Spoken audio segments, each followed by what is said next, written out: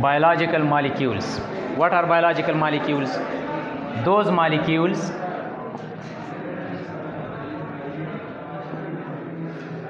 which are found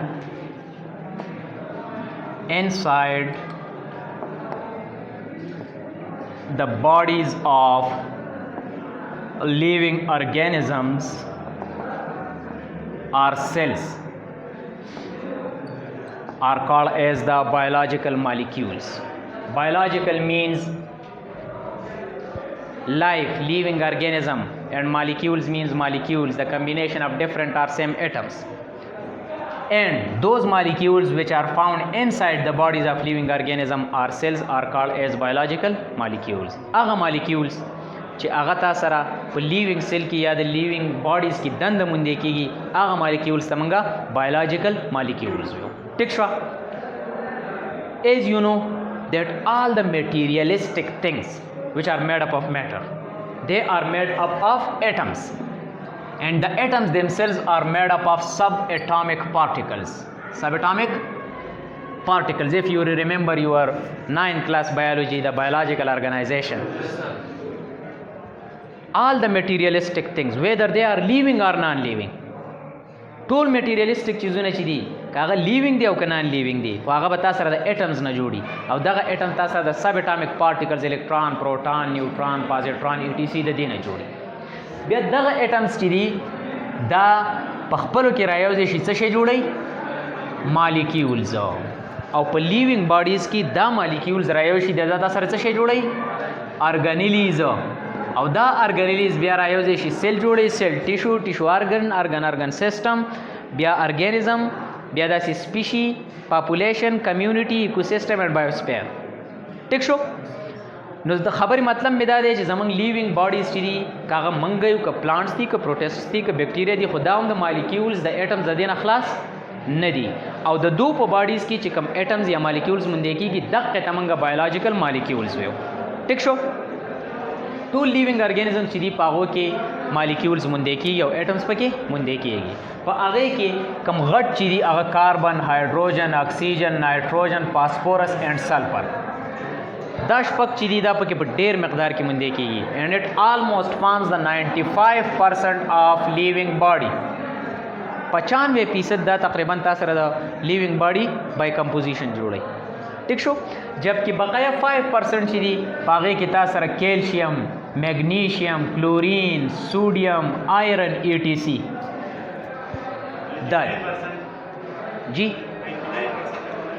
95%. دا شپږ چې کوم دي اٹ آلموسٹ فارمز 95%. ولې تا ته ځای کې 99 هم لیدلی دي که 90 ها.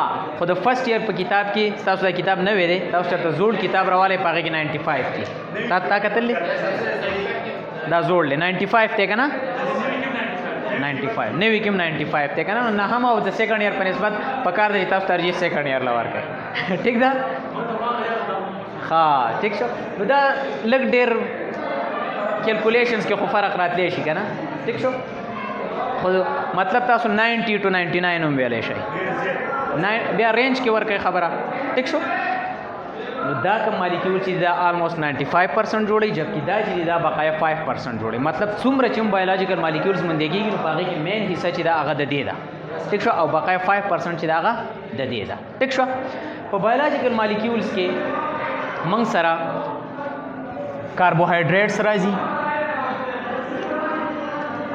پروټینز راځي، لیپڈز راځي، نیوکلیک ایسڈز راځي، واټر دی. ټیک شو. او تاسو ته پته ده چې د لیوینګ سیل آلموسٹ 70 to 90% موږ سره څه شی دی؟ واټر دی. لیوینګ نه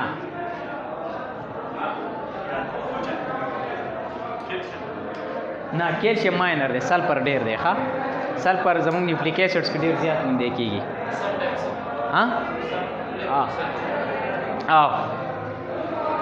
دا important biomolecules دی پای کې water, carbohydrates, proteins, lipids and nucleic acid. Water, as you know that it is the main component of cell.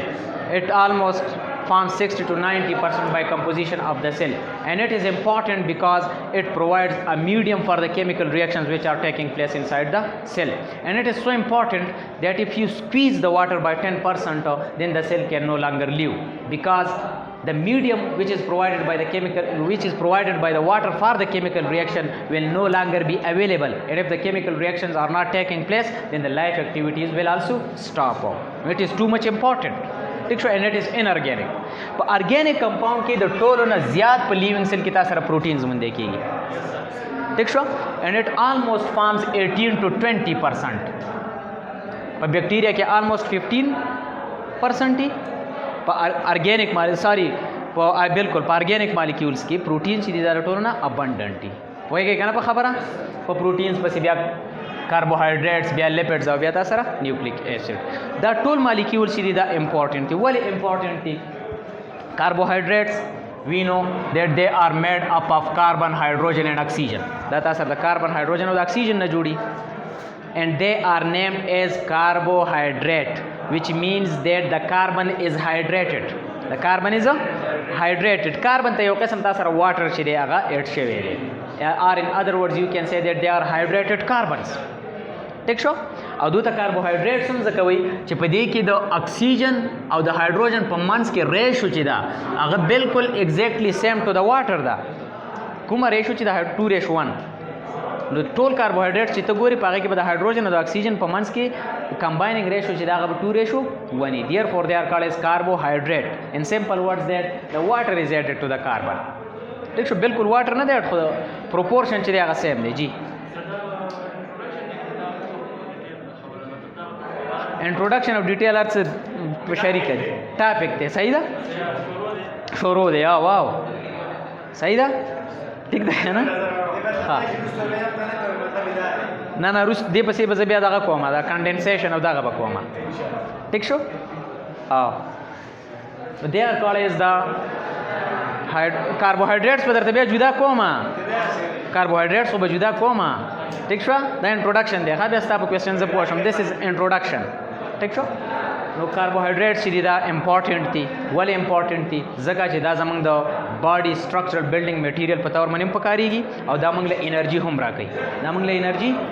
راکوي. عقیبه. ٹھیک شو. دغه قسم ته کې موږ سره پروټینز دي چې هغه د موسټ ابنډنټ ارګینک کمپاونډز دي زموږ سره په سیل کې. پروټینز چې دي they are also important due to the function it performs. It also provides the structural building material for our body cells as well as for the membranes which are present in our cells. دا غي سره سره دا تاسو سره د انزایمز په صورت کې ټول کیمیکل ریاکشنز چې دی هغه تیزی او chemical reactions important دي. Without enzyme chemical reaction cannot take place, and if it takes place then its speed will be too slow that it will be not fruitful. یا به دا غي فائدہ نه. ٹھیک شو. د دې نه علاوه زمونږ بعضي هارمونز چې دي هغه پروټینز ان نیچر دي. therefore they are important. په دې لحاظ سره هم دا تاسو سره څه دي اهم دي. ټیک شو. بیا ورپسې لیپډز دي. نو just like the remaining two, the lipids are also important. You will know in detail they are made up of from two small molecules or the monomers which are fatty acid and glycerol. They are also important because they also form a structural building material for all the biomembranes. تقریبا ټول biomembranes چې دي په هغه کې لیپډ چې دي هغه main and essential component دی. تقریبا 60 to 80% په هغه کې تاسو سره لیپډز دي. که ته خپل پلازما ممبرین ګوري، که نیوکلیر ممبرین ګوري، که انډوپلازمیک ریټیکولم هغه ممبرین ګوري. ټیک شو. ها د دې نه علاوه لیپډز موږ له د انرژي کار هم کوي، انرژي هم موږ له راکوي. پوهېږئ که نه؟ and the final one are the nucleic acids, and the best example of nucleic acid in our body are the DNA and RNA. living cells کې یا DNA یا تاسو سره RNA او DNA چې دا موږ سره hereditary material دی د یو سیل یا د یو ارګانیزم ټول خصوصیات چې هغه د DNA په ځان کې راغونډ کړي. بل دا DNA نیوکلیس چې موږ یو امپورټنټ دی نو هغه د DNA په وجه باندې امپورټنټ دی. هغه د دې DNA په وجه باندې امپورټنټ دی ځکه چې دا ځان سره د DNA لري او د دې DNA په سیل باندې کنټرول دی. ٹھیک شو. دا قسم ته کې RNA دی نو هغه په پروټین سینتھیسس کې هیلپ کوي. DNA په خپل هم په پروټین سینتھیسس کې هیلپ کوي. د ویری فرست سټپ اف پروټین سینتھیسس which is transcription which is actually the conversion of DNA to messenger RNA, which brings a particular message that what type of protein should be synthesized outside in the cell. پوهیږئ که نه؟ نو مطلب مې د خبرې دا دی چې بایولوژیکل مالیکیولز موږ سره شته، ټیک شو، او هر یو مالیکیول چې دی هغه خپل په ځای باندې ډېر کافي امپورټنټ دی خپل د فنکشنز د وجې نه. You should also keep in mind that the carbohydrates, proteins, lipids and nucleic acid, these four are macromolecules. او دا په خپله د وړو وړو مالیکیولز نه جوړ دي چې هغې ته موږ مانومرز ویو، هغې ته موږ یې شی ویو؟ مانومرز ویو. د کاربوهایډریټس مانومرز چې دي هغه موږ سره ګلوکوز دی، فرکټوز هم دی، ګلکټوز هم دی، خو مینلی تا سره ګلوکوز دی. ټیک شو. سمال یونټس خپلو کې راوځي شي انډر د پروسیس اف کنډنسیشن تا سره یو غټ مالیکیول جوړ کړي وذ د ریلیز اف واټر. ټیک شو. کنډنسیشن ریاکشن ورته موږ ویو. دا ګلوکوز راوځي تا سره کاربوهایډریټس جوړي. څنګه چې تا سره کاربوهایډریټس د ګلوکوز نه جوړ دي نو داسې پروټین تا سره د امینو ایسډز نه جوړ دي which are the building block of proteins. and by structure each amino acid تاسو ته پته ده چې په هغې کې یو سنټرل کاربن وي چې هغې ته موږ الفا کاربن ویو او هغې ته 4 ګروپس اټیچ. یو کاربوکسایل ګروپ سی ډبل بانډ او ایچ، سی ډبل او ایچ دې ته کاربوکسایل ګروپ وایي. ښه، سی ډبل او ایچ دې ته کاربوکسایل ګروپ وایي. کاربوکسایل ګروپ دا چې په چا کې چې دا نور فنکشنل ګروپس پکې نه وي نو هغه بیا کاربوکسیلیک ایسډز جوړوي. دې کې خو نور فنکشنل ګروپس هم دي که نه، امینو ګروپ دی، ټیک شو، الکایل ګروپ دی آر، او هایدروجن چې دی دا فکس دی. ټیک شو. دغه امینو ایسډز بیا د سیم کنډنسیشن په ریاکشن په مدد سره راځي چې تا سره دا پروټینز جوړوي. پوهیږئ؟ نو امینو ایسډز آر د مانومرز اف پروټینز، دے آر د بلډینګ بلاکس اف پروټینز. دغه شانته کې لیپډز چې دي دا موږ سره د فیټي ایسډز او د الکوهول د فیټي ایسډ او د ګلایسرال نه جوړي. ډېر شی فیټي ایسډ او ګلایسرال راځي چې تا سره لیپډز جوړي. او دغه شانته کې نیوکلیک ایسډز چې دی دا سره د چا نه جوړي؟ د نیوکلیوټایډز نه.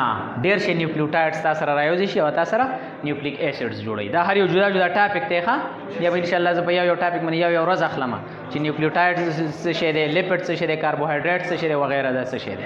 ټیک شو. دا it was all about the general introduction of the biological molecules, and these are the molecules which are found in the bodies of living organism, in the cells of the living organism, and due to its function they are important.